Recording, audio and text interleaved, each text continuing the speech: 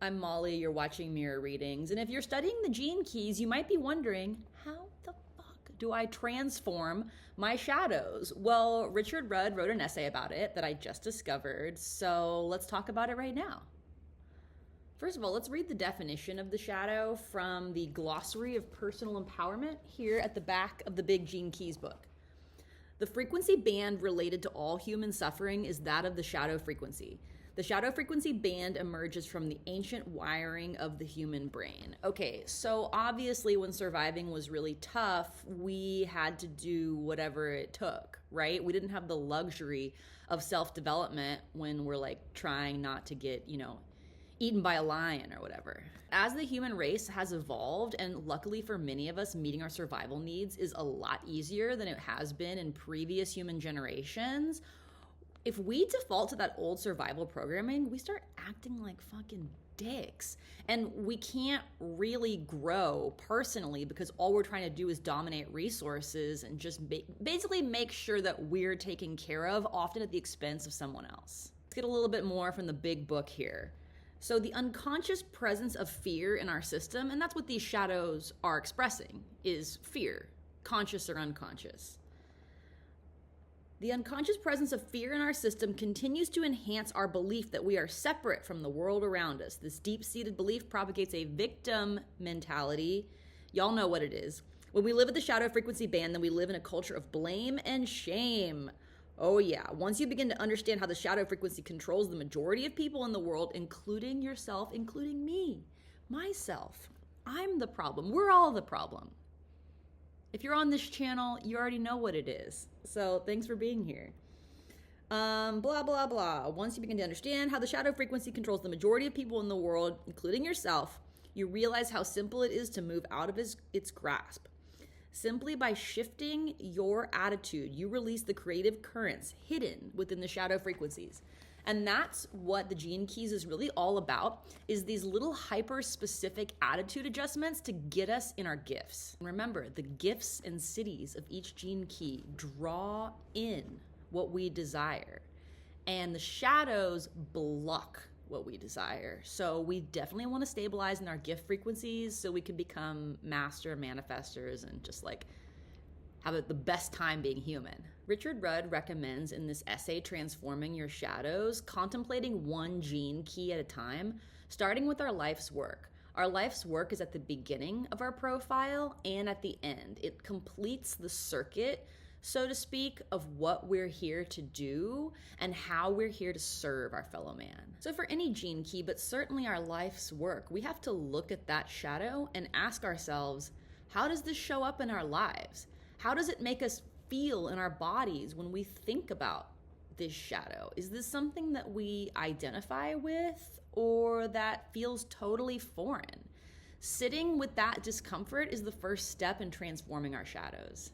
The art of contemplation, which is essential to studying the gene keys, isn't always clear cut, and sitting with our shadows can be messy.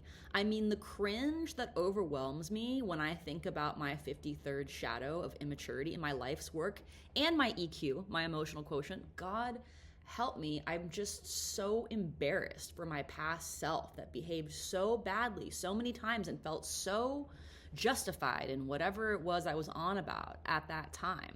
But sitting with that cringe, I'm already expanding my vessel, what Kabbalah says, which is like expanding our soul's ability to hold light, to hold experience, to hold love. And expansion is the gift of Gene Key 53. So I have to adjust my attitude from immaturity, which is usually like me, wah, to just any form of expansion. If my perspective is expanding, then I'm already stabilizing the gift frequency of my life's work. And immaturity is like a pretty broad stroke shadow with a lot of different manifestations, but sometimes the way these shadows manifest is hyper-specific and they can be tricky.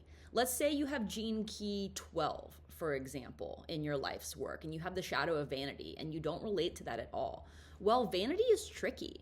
And Richard Rudd will tell us that vanity will follow us into our spiritual work. That literally, if we're studying the gene keys or systems like this, we are contending with vanity, whether it's in our profile or not.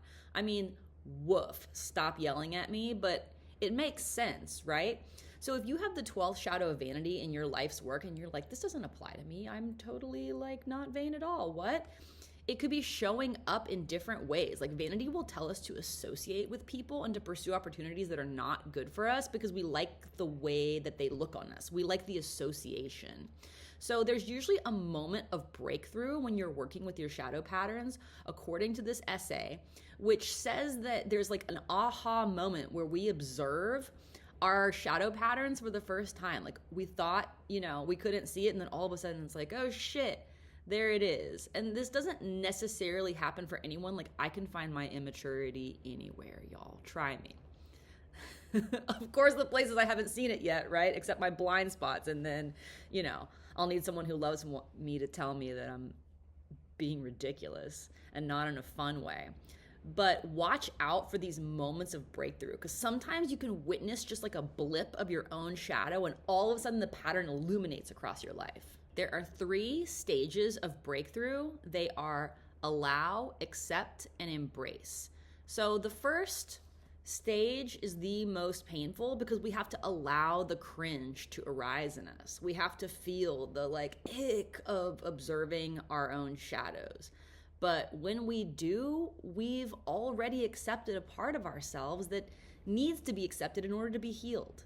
Acceptance comes from getting used to the discomfort of allowing.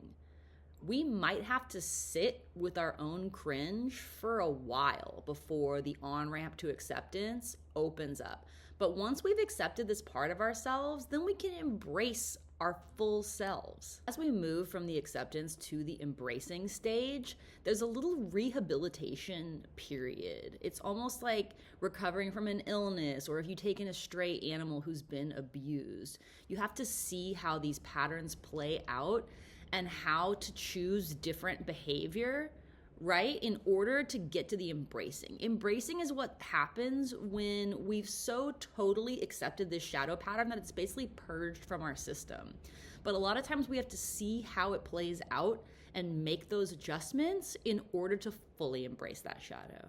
And finally, Richard Rudd reminds us that this does not have to be a tense or difficult process. It can be painful, it can be cringy, but if we approach it with self-compassion and gentleness, we're gonna be okay. This work can be done softly. And sometimes those shadow patterns, particularly the ones that are really rooted in there, they need to be approached with that gentleness. Our shadows can literally become the source of all of our suffering being alleviated when we realize that our shadows are just an indicator light of where we need to adjust our attitude to access the gift frequency. I'm Molly. Thank you so much for tuning into my channel. You're watching Mirror Readings, and if you'd like to get a Gene Keys reading from me, get at me. Visit mirrorreadings.com and subscribe to my channel to save 15% on all my offerings. Thank you so much. We'll see you next time.